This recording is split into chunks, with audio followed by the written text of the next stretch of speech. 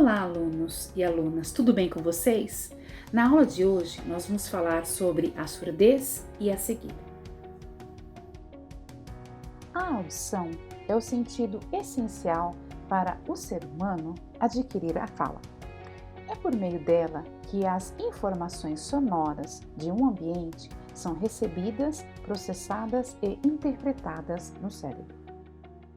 Dessa forma, no caso da surdez, o desenvolvimento da linguagem será afetado porque a criança surda desenvolve esta área de maneira diferente. A surdez pode estar presente desde o nascimento ou pode ser adquirida.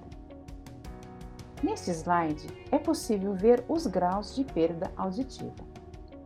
Audição normal, de 0 a 20 decibéis, perda leve, de 21 a 40 decibéis, perda moderada, de 41 a 70 decibéis, perda severa, de 71 a 90 decibéis, perda profunda acima de 95 decibéis. Com relação aos tipos de perda auditiva, elas podem ser condutiva, que é quando ocorre um comprometimento da passagem do som pela orelha externa ou média, que é a cavidade do canal auditivo. Surdez neurosensorial, que é quando a lesão acontece na cóclea ou nervo auditivo. Ela está localizada na parte interna do ouvido e tem um formato espiral. Ela é responsável pela modificação dos sinais acústicos em sinais neurais. Surdez mista, que é quando ocorre as duas lesões juntas, na cóclea ou nervo auditivo e na orelha externa ou média. Surdez central, que é quando as vias auditivas dos hemisférios direito e esquerdo estão comprometidas. Ela se manifesta por graus distintos de dificuldade na compreensão das informações sonoras. Pessoas surdas possuem linguagem própria, que é a linguagem de sinais, conhecida como Língua Brasileira de Sinais, a Libras. Ela é formada por diferentes níveis linguísticos e a principal diferença está na modalidade de articulação, visto que ela é visoespacial, ou seja, é uma organização visual do movimento das mãos para os sinais. A Libras favorece o desenvolvimento do pensamento e viabiliza a aprendizagem da pessoa surda. Quanto antes a criança surda for inserida em um meio no qual a Libras é utilizada e ensinada, mais facilmente ela aprenderá a utilizá-la, desenvolvendo-se na linguagem e no pensamento.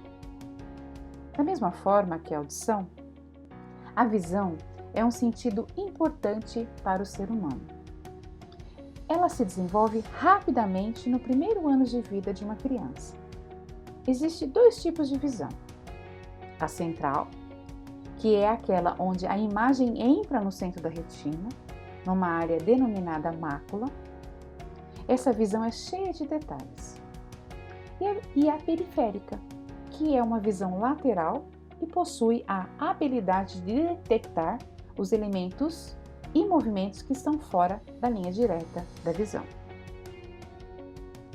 A visão central na criança, do nascimento até cerca de 8 anos de idade, age de maneira distinta à visão do adulto.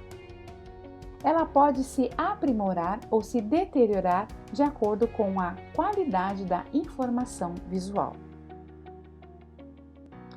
Isso se dá porque nessa fase, conhecida como período de maturação, o cérebro interage diretamente com a retina para aprimorar a interpretação das informações recebidas do ambiente. E isso só é possível se as retinas transmitirem sinais claros e iguais. Quando isso não ocorre, a maturação é afetada. Um exemplo é o caso do estrabismo. O desalinhamento dos eixos visuais, que faz com que as imagens sejam interpretadas de maneira diferente no cérebro e ele acaba escolhendo a imagem que consegue interpretar e desprezar a outra. A deficiência visual está relacionada a uma situação de diminuição ou ausência de resposta visual. Podemos ter uma ideia dessas informações no modelo da tabela de Snellen. Uma habilidade visual de 20/12 a 20/25, visão normal. De 20/30 a 20/60, visão próxima do normal. De 20/80 a 20/150, baixa visão moderada. Não aparece na tabela, mas acima de 20/200 a 20/400, baixa visão severa. De 20/500 a 20/1000, baixa visão profunda. De 20/1200 a 20/2500, próximo à cegueira. Sem projeção de luz, SPL, e cegueira total. A deficiência visual é considerada uma deficiência sensorial que consiste basicamente na perda total ou parcial do sentido da visão. Ela engloba a cegueira e a baixa visão. Ela pode ser congênita, que é quando a criança nasce cega ou com baixa visão ou decorrente de doenças na fase pré e perinatal. Pode ser adquirida, que é quando é decorrente de uma doença que ocorre no período pós-natal ou durante o desenvolvimento da criança. A pessoa com baixa visão é aquela que tem um comprometimento do funcionamento visual nos dois olhos. Neste caso, não acontece a perda total do sentido da visão. A pessoa consegue utilizar o resíduo visual de campo ou acuidade para a efetivação de inúmeras tarefas. A baixa visão pode ser decorrente de uma enfermidade, traumatismo ou disfunção do sistema visual, com características de dificuldade para enxergar de perto ou de longe, campo visual diminuído, alterações na identificação de contraste e na percepção de cores. Na cegueira, ocorre perda total do sentido da visão. Mas há pessoas que são consideradas cegas totais e possuem uma percepção de luz. Elas conseguem distinguir claro e escuro, projeção luminosa e podem identificar a direção de onde vem a luz.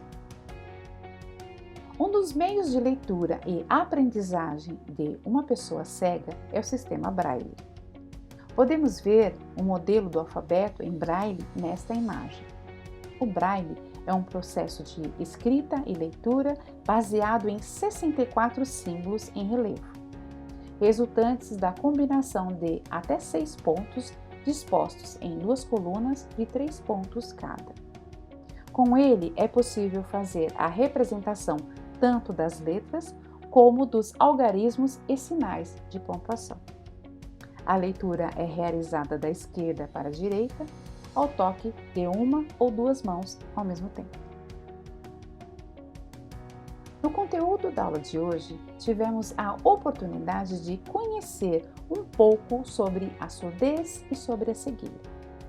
O desenvolvimento da aprendizagem do surdo é facilitado por meio da Libras e do cego do sistema Braille.